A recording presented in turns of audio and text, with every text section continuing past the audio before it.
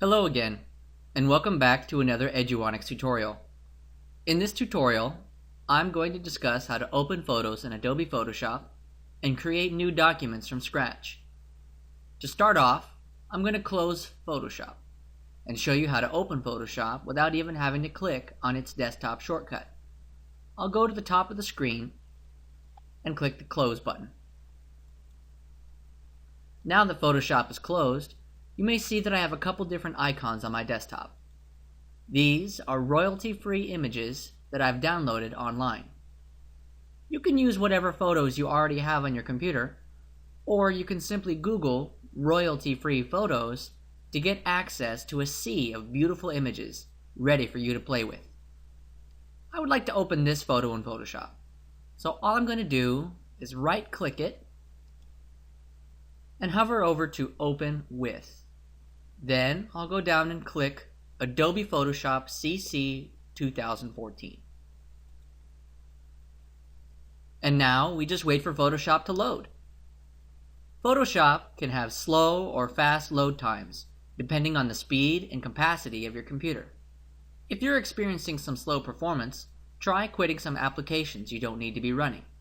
This will allow Photoshop to use more of your computer's memory and will improve performance overall. Okay, here's my photo loaded into Photoshop. Now we have a much closer look at the photo. It's of a woman and a little girl laying on the floor with a laptop. What could they be so happy about? You know what? I bet they're learning how to use Photoshop. You may also notice that there's a new tab on the top left of my workspace with the title of my photo. And there's also been a change in the Layers panel to the right. There's now a layer called Background that has a tiny thumbnail of my photo. Now I'd like to open a different photo without ever leaving Photoshop. I'm just going to go up to the menu bar and click on File. Then hover directly down to Open and click. Then, in the navigation window, we're already seeing the files that are on my desktop. And I want to open up the cityscape image.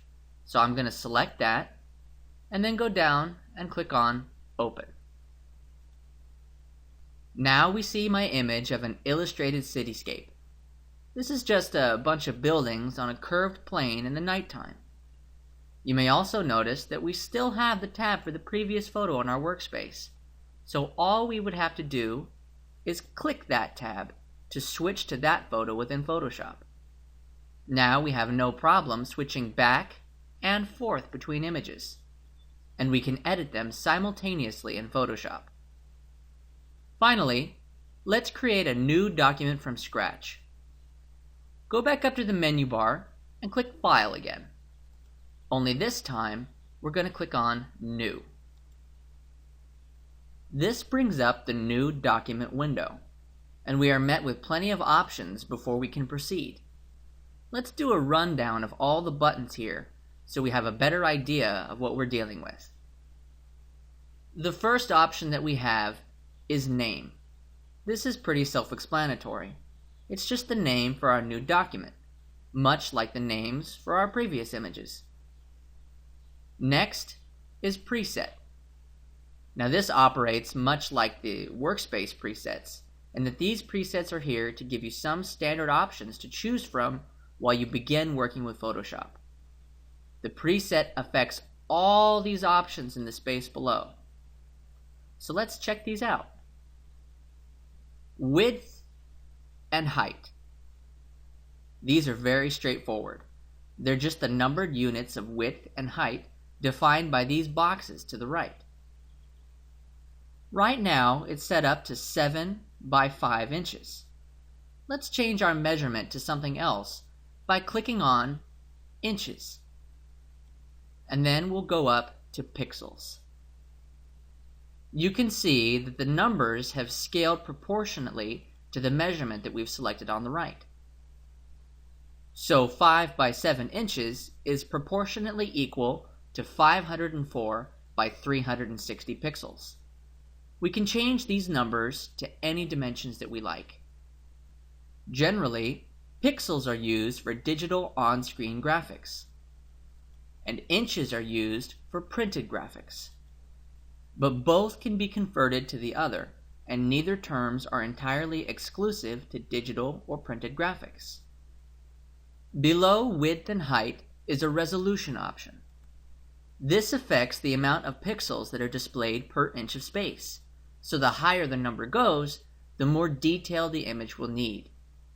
The numbers tend to vary from different systems, but 72 is usually the standard for on-screen graphics, and 300 is usually used for printing. It can be easy to think that a higher resolution will result in a better image, but this isn't always the case.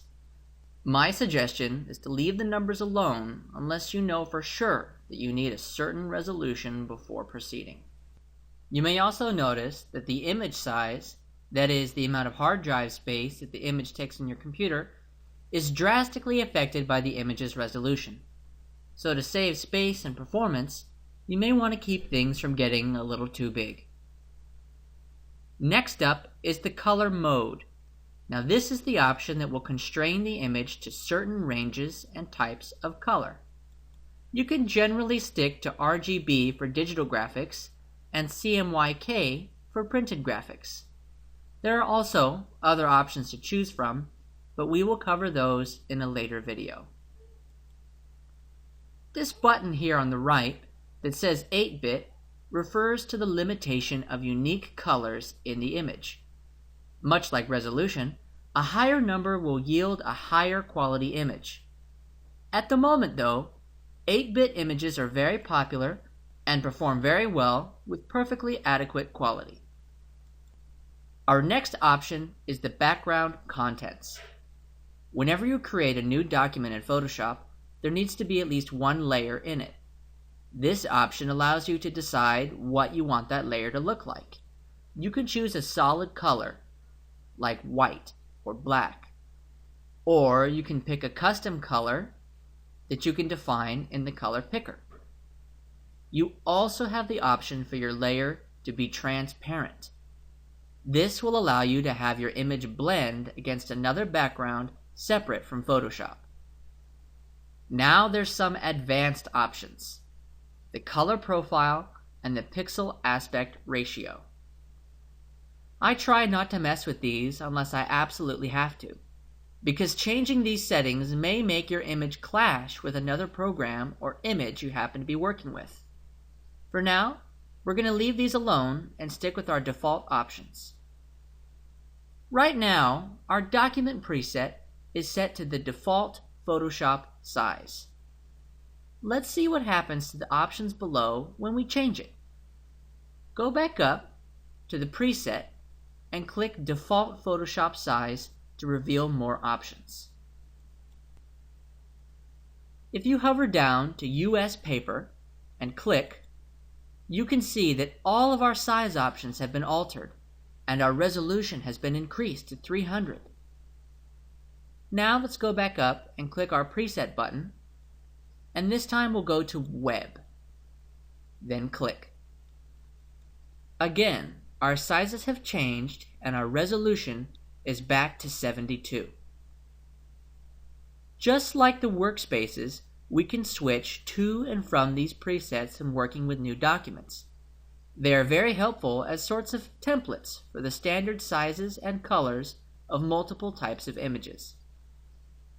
Okay, those are all the options that you're going to face when creating a new document in Photoshop. We will discuss Photoshop layers in the next video.